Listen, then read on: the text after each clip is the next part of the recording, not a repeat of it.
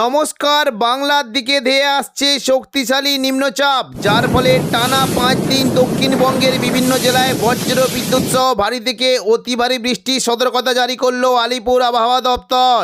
কোনো জেলায় ঘন্টায় 50 থেকে 60 কিলোমিটার গতিবেগে কালবৈশাখী ঝড় বইতে পারে। এই নিম্নচাপের ফলে বাংলার কোন জেলায় ঝড় বৃষ্টির সম্ভাবনা রয়েছে সবই বিস্তারিত আলোচনা করব এই খবরটি শেষ পর্যন্ত অবশ্যই দেখবেন।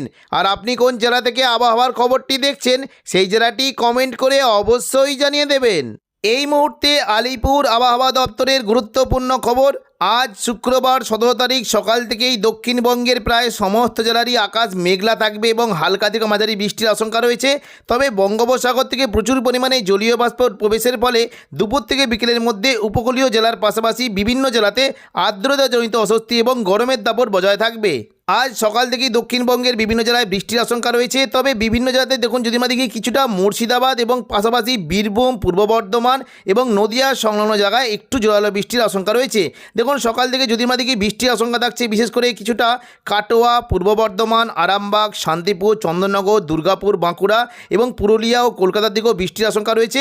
পাশাপাশি পশ্চিম মেদিনীপুরের খড়গপুর, ঝাড়গ্রামের দিকেও 2-1 পশলা হালকা বৃষ্টি হতে পারে। আজ সন্ধ্যে থেকে রাতের মধ্যে দক্ষিণবঙ্গের পশ্চিম দিকের জেলাগুলিতে বজ্র বিদ্যুৎ সহ বৃষ্টি হতে পারে এবং পূর্ব দিকের জেলাগুলিতে 2-1 পশলা হালকা বিক্ষিপ্ত বৃষ্টির আশঙ্কা রয়েছে। দেখুন পশ্চিম দিকের জেলাগুলিতে বৃষ্টি কিন্তু সম্ভাবনা বেশ ভালো। বিশেষ করে পশ্চিম দিকের জেলা চাকুলিয়া, ঝাড়গ্রাম, গোপীবল্লভপুর এই সমস্ত জায়গায় বজ্র বিদ্যুৎ সহ ভারী বৃষ্টি হতে পারে এবং পশ্চিম মেদিনীপুর সংলগ্ন বিশেষ করে মেদিনীপুর এবং খড়গপুর এই সমস্ত জায়গায় বজ্র বিদ্যুৎ সহ ভারী বৃষ্টির আশঙ্কা রয়েছে। বাকি 2-1টি জেলাতে হালকা বৃষ্টির আশঙ্কা রয়েছে। তবে বৃষ্টি হতে পারে কিছুটা আরামবাগ, কতুলপুর, বিষ্ণুপুর, খাদড়া, গোয়ালতর, চন্দ্রকোনা এই সমস্ত জায়গায় বজ্র বিদ্যুৎ সহ বৃষ্টি হতে পারে। আরামবাগের দিকে দেখুন যদি আমরা দেখি বৃষ্টি কিন্তু আশঙ্কা থাকছে। দেখুন এই যে দেখুন কয়েকটা জায়গা রয়েছে বিশেষ করে কিছুটা ঘাটাল, খানাকুল, জগৎবল্লভপুর, আরামবাগ, পাবা এই সমস্ত জায়গায় মেঘলাকার সঙ্গে বজ্র বিদ্যুৎ সহ বৃষ্টি হতে পারে এবং পাশাপাশি এই যে কয়েকটা জায়গা রয়েছে বৃষ্টি কিন্তু আশঙ্কা রয়েছে কেশপুর, শালবনী, গোয়ালতর, আমলাগোড়া, চন্দ্রকোনা এই সমস্ত জায়গাতেও মেঘলাকার সঙ্গে বজ্র বিদ্যুৎ সহ বৃষ্টি হতে পারে এবং পাশাপাশি দেখুন বৃষ্টি কিন্তু আশঙ্কা রয়েছে কিছুটা দেখুন যদি আমরা দেখি বিনপুরের দিকে বৃষ্টি হতে পারে। এই যে দেখুন যদি আমরা দেখি ঝাড়গ্রাম সংলগ্ন শিলদা, বিনপুর এই সমস্ত জায়গাতেও বজ্র বিদ্যুৎ সহ ভারী বৃষ্টি হতে পারে এবং তুলনামূলক দেখুন হালকা মাঝারি বৃষ্টি হতে পারে কিছুটা বাঁকুড়া লাগোয়া বিষ্ণুপুর, পাশাপাশি সোনামুখী, বাঁকুড়া এই সমস্ত জায়গায় বজ্র বিদ্যুৎ সহ বৃষ্টি হতে পারে। দেখুন বিশেষ করে এই জায়গায় একটি জায়গা রয়েছে দেখুন এইদিকে খাদড়া সংলগ্ন জায়গা বিশেষ করে তালডাংরা, রতনপুর, ইন্দোপুর, শালদিয়া, হাতিরামপুর, বাঁকুড়া এই সমস্ত জায়গায় বজ্র বিদ্যুৎ সহ বৃষ্টি হতে পারে এবং পাশাপাশি বিশেষ করে কিছুটা সোনামুখী, বেলাতর, বরজরা, কাকসা, গঙ্গাজল ঘাটি, ছাতনা, বাঁকুড়া এই সমস্ত জায়গাতেও বজ্র বিদ্যুৎ সহ হালকা থেকে মাঝারি বৃষ্টি হতে পারে। তবে পূর্ব বর্ধমানের দিকে বৃষ্টির আশঙ্কা একটু কমই থাকবে। বিশেষ করে পূর্ব বর্ধমান, ঘুসকরা, বোলপুর, কাটোয়া এখানে মেঘলাকার সঙ্গে খুবই হালকা বিক্ষিপ্ত বৃষ্টির আশঙ্কা রয়েছে। হুগলির দিকে কিছুটা বৃষ্টি হতে পারে, মূলত খুবই হালকা 2-1 পশলা বিক্ষিপ্ত বৃষ্টি হতে পারে।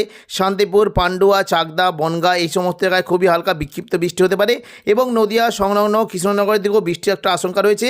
বর্ধমানে ওপরের দিকের কিছুটা বোলপুর, ঘুসকরা, কাটোয়ার দিকেও হালকা মাঝারি বৃষ্টি হতে পারে। বীরভূম সংলগ্ন সিউড়ির দিকে বৃষ্টি হতে পারে এবং দেখুন কিছুটা বৃষ্টি কিন্তু আশঙ্কা রয়েছে। দেখুন যদি আমরা দেখি এই দেখুন এদিকে নানুর, লাভপুর, আহমদপুর, বোলপুর, ইলামবাজার এই সমস্ত জায়গাতেও হালকা বৃষ্টি হতে পারে। পাশাপাশি কাটোয়ার যে সংলগ্ন জায়গাগুলি রয়েছে বিশেষ করে দেবগ্রাম, কেতুগ্রাম, কাটোয়া এখানেও খুবই হালকা বিক্ষিপ্ত বৃষ্টির আশঙ্কা রয়েছে এবং ওপরের দিকে যদি আমরা দেখি কিছুটা বৃষ্টি হতে পারে বড়মার দিকে বৃষ্টির আশঙ্কা রয়েছে এবং মুর্শিদাবাদ সংলগ্ন জায়গায় যদি দেখি আজিমগঞ্জ, বহরমপুর, বেলডাঙ্গা, দমকল, করিমপুর এখানে খুবই হালকা বিক্ষিপ্ত বৃষ্টির আশঙ্কা রয়েছে। রাতের দিকে বৃষ্টি কিন্তু পরিমাণটা কিছুটা কমতে শুরু করবে, তবে বৃষ্টি কিন্তু হতে পারে। বিশেষ করে দেখুন কিছু জায়গায় আছে যেমন পূর্ব বর্ধমান, শান্তিপুর, আরামবাগ এখানে কিন্তু বৃষ্টির একটা আশঙ্কা দেখতে পাচ্ছি। বিশেষ করে বৃষ্টি কিন্তু হতে পারে শান্তিপুর, পান্ডুয়া, চাকদা, পূর্ব বর্ধমান এখানে খুবই হালকা বৃষ্টির একটা আশঙ্কা রয়েছে। স্থানীয় বজ্রগর্ভ মেঘ সৃষ্টির ফলে বৃষ্টি হতে পারে কতুলপুর, আরামবাগ, চন্দ্রকোনা এখানেও খুবই হালকা বৃষ্টির একটা সম্ভাবনা রয়েছে। তবে শনিবার 18 তারিখ থেকে দক্ষিণবঙ্গে বৃষ্টির পরিমাণ কমবে এবং মোটামুটি দিন থেকে রাতের মধ্যে তাপমাত্রা কিন্তু অনেকটাই বেড়ে যাওয়ার আশঙ্কা রয়েছে। দেখুন সকালের দিকে যদি আমরা দেখি দুপুর থেকে বিকেলের মধ্যে কিছুটা মালদার দিকে বজ্রবিদ্যুৎ সহ ভারী বৃষ্টির আশঙ্কা রয়েছে। উত্তরবঙ্গে কিন্তু শনিবার থেকে বৃষ্টির পরিমাণটা একটু বাড়বে। বিশেষ করে দেখুন যদি আমরা দেখি উত্তরবঙ্গে কিন্তু প্রচণ্ড পরিমাণে বৃষ্টি হতে পারে। বিশেষ করে দার্জিলিং সংলগ্ন এলাকায় বজ্রবিদ্যুৎ সহ ভারী বৃষ্টির আশঙ্কা রয়েছে এবং পাশাপাশি বৃষ্টি হতে পারে শিলিগুড়ি, জলপাইগুড়ি, ধূপগুড়ি, নকশালবাড়ি, ওদলাবাড়ি এই সমস্ত জায়গায় বজ্রবিদ্যুৎ সহ বৃষ্টি হতে পারে এবং আলিপুরদুয়ার এবং কোচবিহার এই দুটি জায়গাতেও বজ্রবিদ্যুৎ সহ বৃষ্টির আশঙ্কা রয়েছে। 19 তারিখ রবিবার সকাল থেকে দক্ষিণবঙ্গের আবহাওয়া পরিষ্কার থাকবে, বৃষ্টির তেমন কোনো সম্ভাবনা নেই। তবে দুপুর থেকে বিকেলের মধ্যে কিছুটা মুর্শিদাবাদ সংলগ্ন এলাকায় 2-1 পশলা হালকা বৃষ্টি হতে পারে। তবে বৃষ্টির কিন্তু সম্ভাবনা রয়েছে কিছুটা। দেখুন যদি আমরা দেখি এদিকে কিছুটা ময়মনসিংহ সিলেটের দিকে বৃষ্টি হতে পারে এবং গুয়াহাটি আসামের দিকে প্রচণ্ড পরিমাণে বজ্রবিদ্যুৎ সহ বৃষ্টির আশঙ্কা রয়েছে। তবে বৃষ্টি কিন্তু সম্ভাবনা রয়েছে উত্তরবঙ্গের দিকে দার্জিলিং এবং কালিম্পং, এখানে বজ্রবিদ্যুৎ সহ বৃষ্টি হতে পারে এবং পাশাপাশি শিলিগুড়ি, জলপাইগুড়ি, ধূপগুড়ি, ওদলাবাড়ি, নকশালবাড়ি এই সমস্ত এলাকায় বজ্রবিদ্যুৎ সহ বৃষ্টির আশঙ্কা রয়েছে।